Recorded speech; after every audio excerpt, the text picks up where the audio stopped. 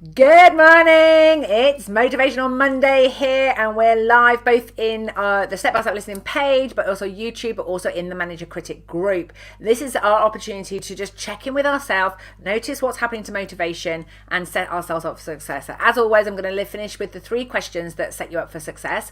But before we do that, I want to talk today about your desk and your workspace, because it is National Clear Desk Day today. And also because if you could see my desk, you would know that actually my desk is absolute chaos at the moment, and I've had this conversation with many people before, and I want to talk about how you work out what works for you, because it's so easy to have these clear desk policies imposed on you, or even your critic. So those of you who don't know, I'm the author of Manager Critic from Overwhelm to Clarity in 7 steps. Is that sometimes we see how other people do it, we wish we could have it, and we don't understand why we don't do what works for other people. But more importantly, perhaps you don't know what works for you. And so I want to address that today, and I want to talk about that with you today. So let's just turn that banner off. Let's stop that flicking around at the bottom, and let's get down to 3 reasons why or 3 ways that you can check in with yourself to find out whether a clear desk works for you or not. So the first thing that I would say to you is that often the reason why people keep things on their desk is because it actually is a memory aid. So today I have left everything on my desk from the weekend. We've been doing the 7-day Make It Happen Motivator. I've got notes, I've got notebooks, etc. And if anybody else came to try and work on my desk, they would think I was in absolute chaos. However, I know exactly, apart from the extra bits of tissue perhaps I could have put in the bin right now that I may have obviously used over the weekend, generally speaking, everything that's here works for me. However, what I do, and I've got clutter here, is that I take a moment and I organise it on a daily basis, so that at least I know why it's here, what's its purpose, what's it serving.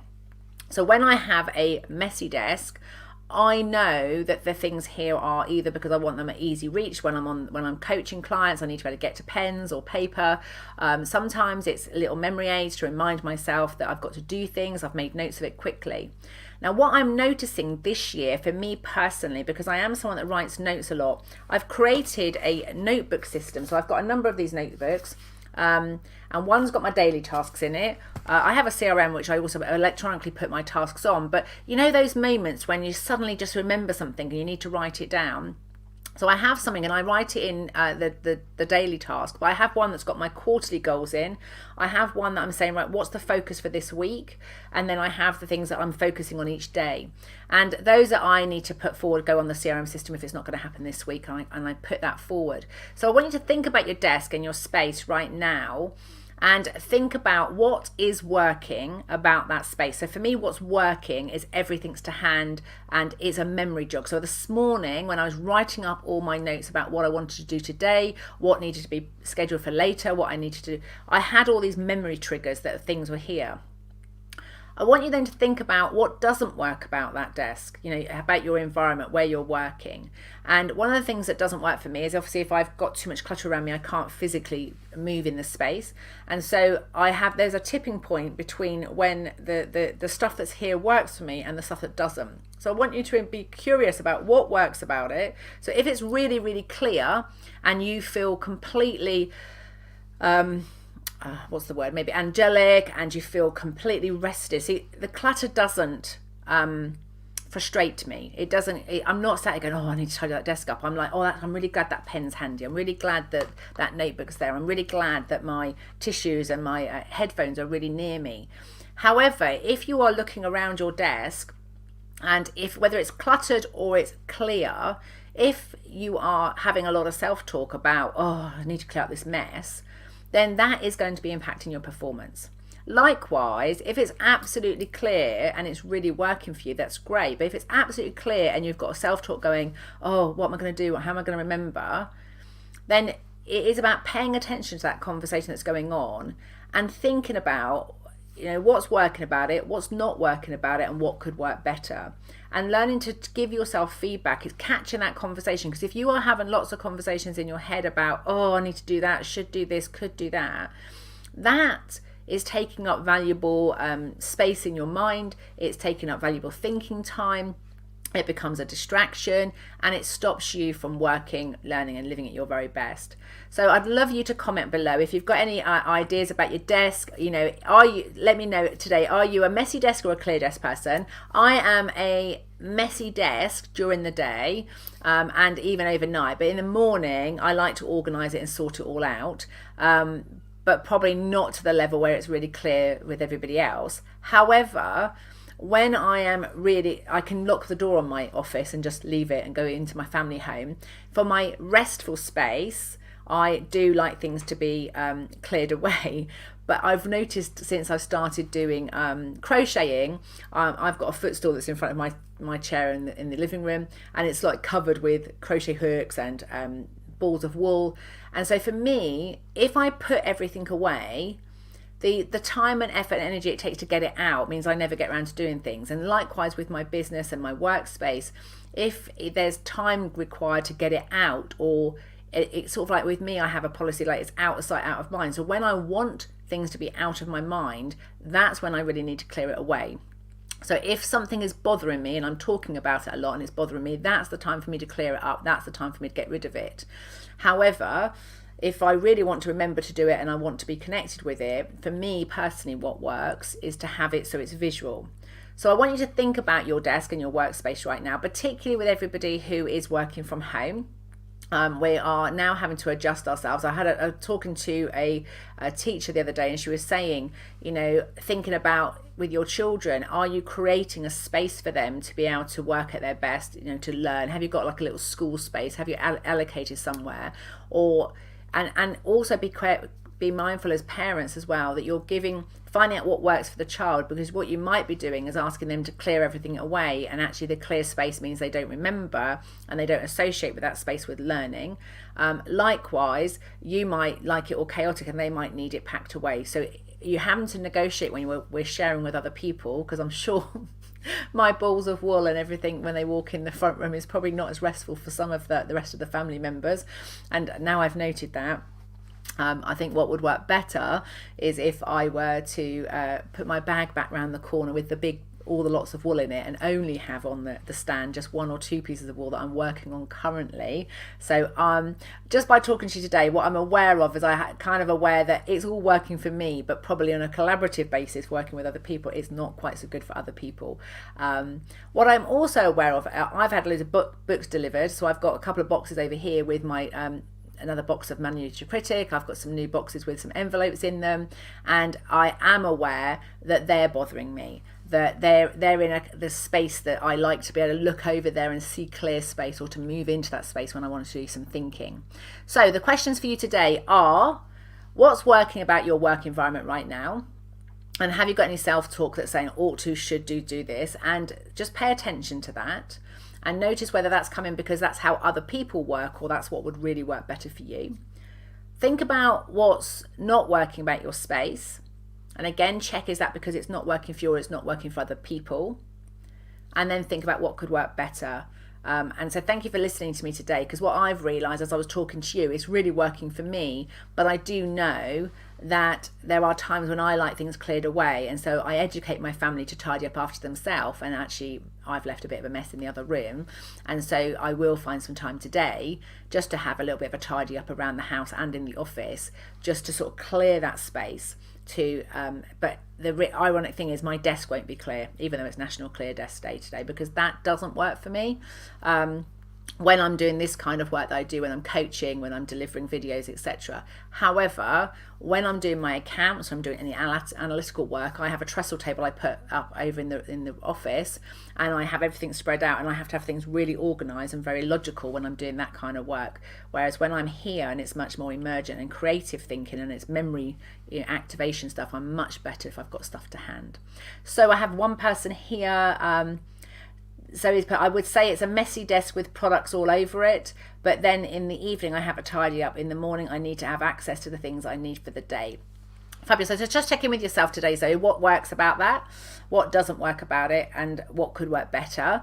And the most important thing I want to leave everybody with this video today is it's not about whether it's right or wrong, good or bad. It's about how much self-talk do you have. If you are feeling agitated, if your system is giving you feedback that it's bothering you, the first thing to check in, is it because it doesn't work for you, because it's not stimulating you to work at your best, or is it coming from a place of guilt or shame because you think other people wouldn't like it, or other people have told you it'd be better to do it this way? And the thing with all of that is sometimes the advice other people are giving us and what other people are saying is absolutely worth trying on for size, having a go. But ultimately, you've got to check in with your own system. Okay, your own system is giving you feedback, and that's what works. So I totally get the sense, the feeling of a clear desk. Do you know what? I love it. But if I pack it away every night and then unpack it every morning, I would literally pack it away and then bring it back out to how it is now. That is not time effective for me personally. And I'm very fortunate to be in a situation where I can shut the door when I finish in the workshop room, and I can leave and go to my main house, and I don't have to look at this again. And if I do, I've discovered I have filters, and I just know it's exactly how I need it to be for tomorrow. But when I come to my long weekends and I'm having time off or I'm on holiday, this room gets completely cleared away and that's when I organise things and put things away. If anything, I can't find stuff, then I've obviously got too much stuff on here. So I have tipping points when I need to change things. And the most important thing I want you to go away with, is it working for you because you know yourself well enough? And if it's not working, what would you like to have happen? But if you are questioning yourself and judging yourself and criticizing yourself, just check, is it because it works, somebody else does it differently, and you've now imposed their model on yourself that you should have it that way? If you think about artists, if you think about, I remember my PA saying when she was working at her best, her model for that, her metaphor for it was like a crazy, she said, I think it was a crazy professor. She said, I've got loads of books all on my desk and some are open and some have got tags in it, and it's all there, it's all ready for me. And so for some people, a messy desk is the most productive way for them to work. It brings them joy, it activates creativity. And for other people, so it might be depending what tasks you're doing. You might need a clear desk for certain tasks, and you might need a messy desk with creative stuff available for other stuff. In fact, it's made me realise actually I have to be more creative and tap into things when I'm doing like these videos, when I'm coaching my clients, and when I'm doing my wool stuff. And in my ideal world, I would have an arts and crafts room where I could have things out. Because one of the things I've realised over the years is becoming a mum, if I was doing sewing or stuff and you've got needles and pins, of course you have to pack it all away to keep it safe for the children. So I stopped doing a huge amount of those things because I didn't have somewhere to get it all out and put it down. So there's two things that I can hear myself saying. Either I have to manage my time better and allow enough time to do the unpacking and packing away and be okay with and learn to love that part, whereas I actually know I don't like that bit. I don't like having to get it all out and put it all away, so I can either learn to love that part of the process, then I would do more of the things I love and I'd have a clean space that I'm living in, or I accept that's how I do me and I have it messy in between, and as long as it's not impacting the people that I work and live with, then everything's okay. And that's the evaluation you've got to come back to, is does it work for you, and does it work for the people that matter to you most? And if it doesn't, the question is what could work better? And so I'm just noticing that I wasn't really aware of it before, but I was aware that there's quite a lot of mess there, and actually by my own standard, where I ask my family to tidy up each day, I'm not actually meeting that in our living space, because we've all got to sit there and it's a shared space, whereas this is my space. It doesn't matter so much in here. So Susie said, I'd love to have an arts and crafts room. Well, I'm sure the way things are unfolding, I think one of those container, what they called, you're going to have on the land, container boxes, whatever they're called, could become an arts and crafts room. Definitely. I mean, I've got all my arts and crafts. This is a blind here. I've got all my arts and crafts here, and the reason I put the roller blind on is, again, I just need ease. If I want to do things, it's got to be easy for me to get to them. And if I make it too difficult for myself, if I make it difficult to unpack things, I don't get around to doing them, whether it's my work or it's pleasure. I know for me personally, I have to make time so that I've got the time to get it out and organise it in time to put it away, or I have to make it super easy for myself.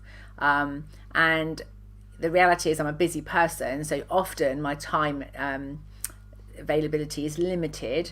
And so rather than not do it, I have to make things accessible and make it quick and easy for me to do things. So I would love to know, what do you know now about Clear Desk and work environment?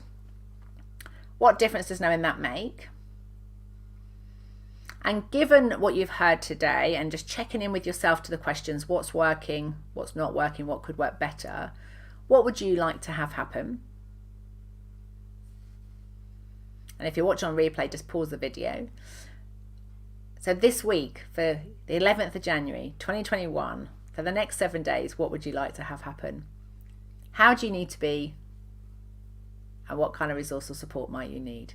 By you sharing what's going on for you, and you telling me about what kind of resource or support you need, what you will do is, the resource and support I need is people telling me what you're struggling with or what's not working, so that I can come with stories and examples of clients, models, and give you something to help you to bounce your ideas off, and then finish with questions to help you work out what's going to work for you this week. Hope you have an amazing week. Looking forward to seeing your responses, and I'll catch up with you all again soon. Speak to you soon.